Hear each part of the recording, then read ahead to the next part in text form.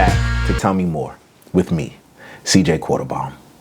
Tell Me More exists to talk about Gen Z, leadership, and preparing for the future. I'm a writer, a speaker, and someone who wants to share his knowledge with you. Today, I'm going to give you my top 5 books when it comes to preparing for the future.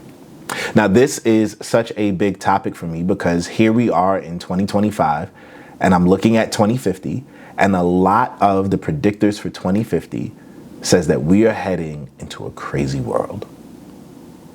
A lot of quality of life metrics are projected to be lower. Wealth gaps are going to be insane. Health looks dismal. And so what can we do to prepare ourselves for what feels like an inevitable outcome? So I'm going to give you 5 books today that I think will really, really help. And listen, I know everyone doesn't read. And so you can look up these authors and listen to a couple of interviews from them and probably get the gist of what's in their books. But I still highly, highly recommend these books.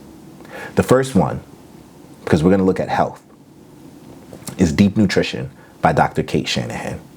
Now, the reason this book is so big for me is because I read it right before my wife and I had our first child. And in reading this book, I had, for the most part, been a pretty health conscious guy, pretty fit guy. I did not understand nutrition the way I thought I did. When I was 14, I gave up fried food, fast food, soda, and candy. Boom, one shot. And we could talk more about that later, how insecurity tends to be this great driver for teenage boys and can lead them to do some pretty great things or pretty terrible things. But this book really opened up my eyes. So this is probably like 400 pages. It's a long one, but it's worth it. And hopefully I'm going to have Dr. Shanahan on the podcast soon to talk about this and some of the other work she's doing. But the first 100 pages of this book were about why you shouldn't have so much sugar. And I'm like, man, that's fine. Like, I know that I have an insatiable sweet tooth, but I get it. But then she spent about the next 150 pages talking about the hidden dangers of vegetable oil, where it came from, how we started using it, the epigenetic effects that it can have on us. Now, mind you, I'm reading this as my wife and I are preparing to have our first kid, and it rocked my world. So I know there's a big debate around seed oils right now. And here's what I'll say. These products have only been around for about 100 years. And if you chart our rise in consumption of these products with our rise in disease and poor metabolic health, you're almost seeing a one-to-one correlation. And I know correlation is not causation, but pay attention. So check that book out. I think it's great. One of the other things I love is that in this book, she's not telling you this is the perfect diet, this is the way to eat. What she did, and I really, really appreciated this, is she looked at places from around the world where people live the longest and said, what do they have in common? So check it out. It's well worth the read.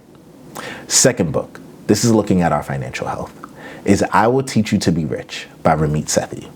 I admit, this book has a very clickbaity title, I Will Teach You to Be Rich. It draws you in. But in reality, what Ramit does is he gives very just practical, sound advice on how to deal with money. The truth is, our education system does not teach us how to handle our finances well. I have not used the parabola since whenever I learned it in, I guess that was middle school. But man, I surely could have learned how to do my taxes. I grew up in a home that wasn't financially literate. And part of the reason I was a finance major was to try to figure this out. Everything I know because I had to go and search for it myself. What Ramit does in one of what I believe is one of the better financial books I've read is just gives you basics, practicals on how to deal with money, how to be smart, not trying to figure out how to time the market and be a day trader and all those things, but he gives simple, practical tools that the everyday person can use. The number 3 book I have for us today is Just the Good Stuff by Jim Van High. Now, Jim Van High founded Politico and Axios, and what I love about this book and the tips that he gives is this book is all about starting over. It's about taking the skills you've collected and how do you turn that into something good. I say to my students all the time, If you're not going to be a doctor, a lawyer, maybe an engineer, those careers that kind of have this straight line process to them, then you're just trying to figure it out. And that's okay. I think you spend your 20s and maybe even a bit into your early 30s collecting skills, collecting people, collecting experiences, collecting ideas. And around the age of 30, I think it all starts to coalesce a bit. And you can say to yourself, okay, I like this, I don't like this, I like going here, I didn't like going here, I really love this thing about this job, but didn't love this aspect. And you can start to figure out, okay, this is where I want to go and what I want to do.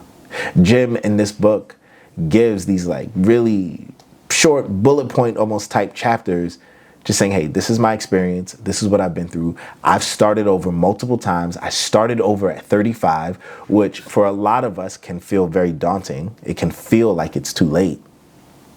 But he's like, no, it's just beginning. Funny enough, I had a call with a friend of mine who is in his 60s a couple of days ago. And this friend said to me, CJ, I hope you don't feel like you're too old. And I was like, man, has he been reading my journals? Reading my thoughts? He goes, I hope you don't feel like you're too old. I hope you don't feel like you don't have enough time. Because in reality, for where you are and what your skills are and for what you're learning, life is just beginning. And that was really encouraging. And I think if you read Jim Van High's book, as you're trying to figure life out, you'll find that encouraging as well. The number 4 book I have for you today is Digital Minimalism by Cal Newport. Now, this one is so pertinent to where we are as a society. Our lives are overrun by technology.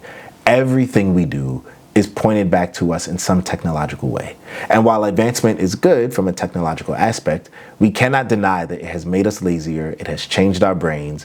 If you read the book like The Hunter-Gatherer's Guide to the 21st Century by, I think it's Bert Weinstein is his name, and Heather Heyer. If you read that book, you'll kind of see the degradation of our brains over the course of time as things have become easier for us. Digital Minimalism is a book that recognizes technology is not going away. 25 years from now, it is only going to be even more advanced, and we just might have those flying cars we were promised in the Jetsons. But what does it look like for you to not have your life be so overrun by technology?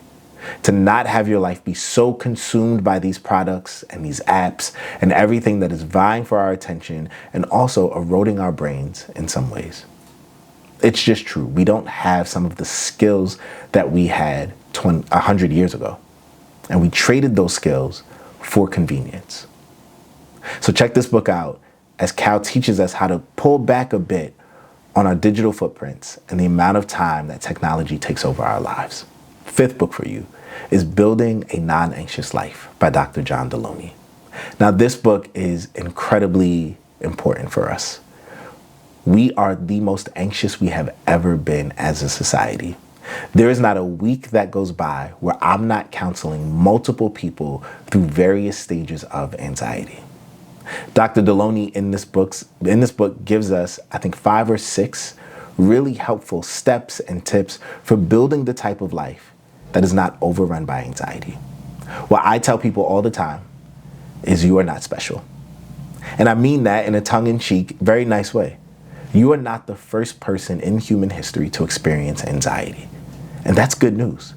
Because if people have been able to live with this for thousands of years and survive, so can you. You are not so special that your anxiety is the anxiety that is worse than every other one in the world and can keep you from living. Now, I say that with the caveat that I recognize that there is a difference between the chemical imbalance in the brains of some people that leads to a sort of anxiety that needs intervention. That's not the same as what we are experiencing collectively, which is this kind of general, low-grade, constant anxiety. That has always been with us. And I think the difference today is it is more crippling than it has ever been at any other point in human history. And so Dr. Deloney in this book helps us work through that issue. Now, of course, I have to give you a bonus one because why not? Substack only got 5. I want to give YouTube a bonus. And that bonus is The Anxious Generation by Dr. Jonathan Haidt.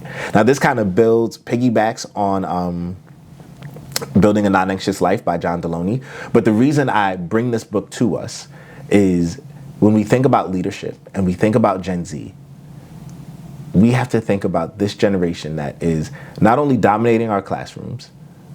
I think, the youngest members of Gen Z are about 15, 16 now, and they're on their way into college. So they're dominating our classrooms.